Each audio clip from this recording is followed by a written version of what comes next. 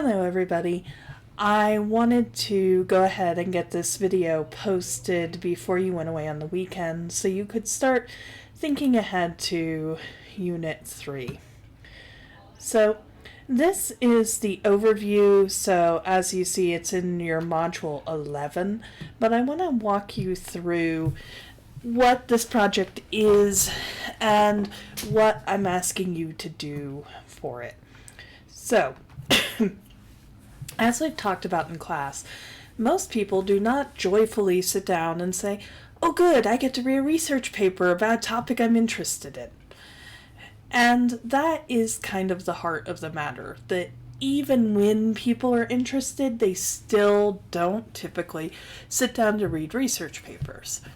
So how do we reach audiences that may be interested but who may not think of academic research as their preferred way of getting information?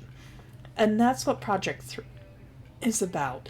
So what you're going to do is you are going to pick a very specific audience.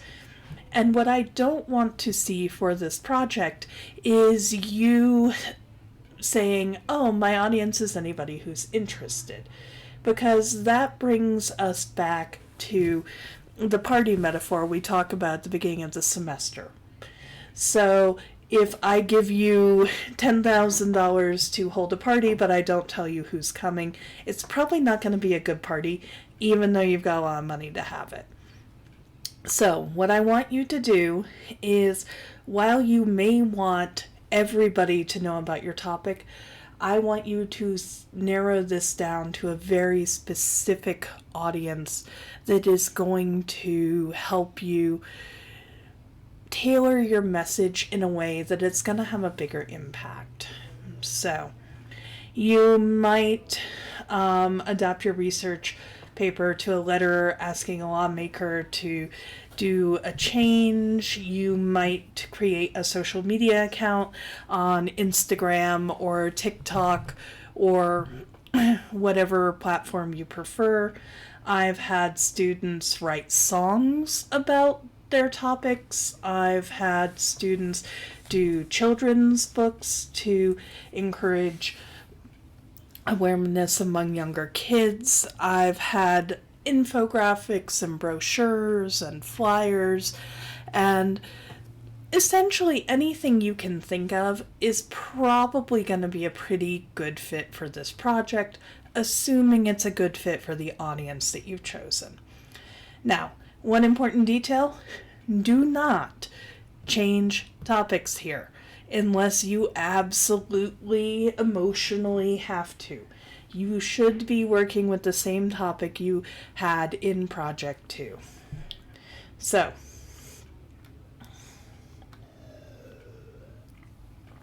for this project, you are going to pick your audience, pick your genre.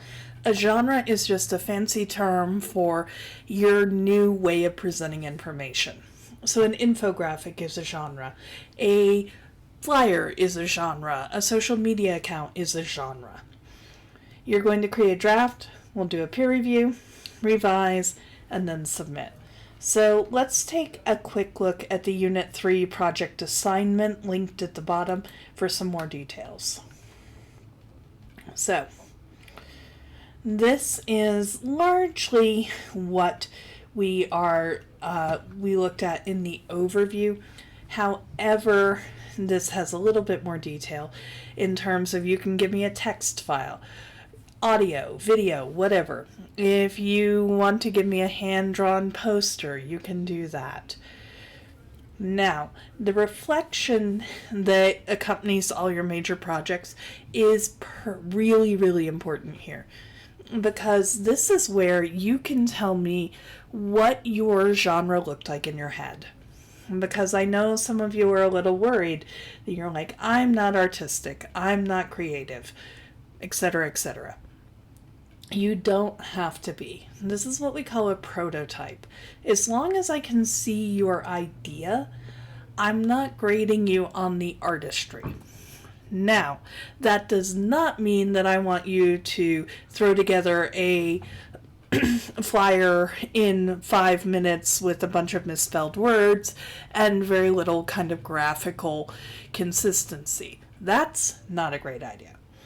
And we'll have another video where I kind of walk you through some of the ideas about visual design and how that might work. But what I want to see is your effort and your explanation. That's what I'm looking for. So, our rubric document's purpose is clear throughout and includes strategies to achieve its intended impact. The audience is clear. I should know who you are writing toward or who you are creating content for without you having to tell me. So, and then the last one is genre knowledge formatting citation. And that's the other thing that's important about this project is at some point in your academic or professional lives, somebody's going to ask you to do something that you've never done before. And you're going to have to figure out, how do you learn that on your own? One example is I am volunteering for a local nonprofit group that specializes in mental health. I offered my services as a writer, and they said, perfect, write a press release. That is not in my wheelhouse. So what I did was I went and I looked at a bunch of examples of press releases, including ones from prior years from this organization. I figured out what the main characteristics were, and then I modified them for my needs. That's what this project is designed to do in part, is to teach you how to look at a genre, figure out what its important characteristics are, and make choices based on that information. So, that is our rubric. This whole thing is going to be due April 24th. So, I will make another video in the next few days talking about genre analysis to put into Module 12. But for right now, if you have any questions about this project or what is required, please send me an email or schedule an office visit. Thank you.